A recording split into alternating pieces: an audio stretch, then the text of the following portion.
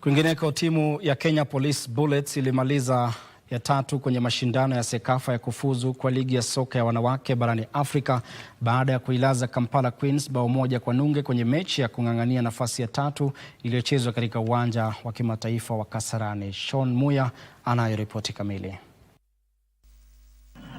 Na goli ambalo vile vile liliingia kama la kumbukumbu zaidi.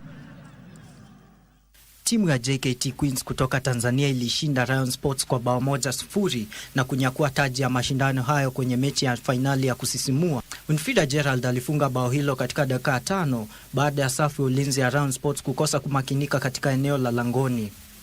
Rayon iling'ang'ana kutafuta bao la kusawazisha mechi hiyo, lakini JKT likaboresha ulinzi na kisha kunyakua taji hiyo na kujipatia nafasi ya kuwakilisha eneo la Sekafa kwenye ligi ya msimu huu ya wanawake barani Afrika.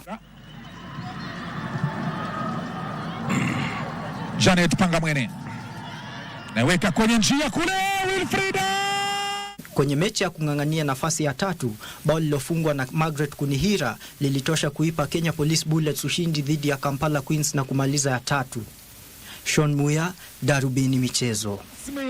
JKT mabingwa wa Sekafa kinadada.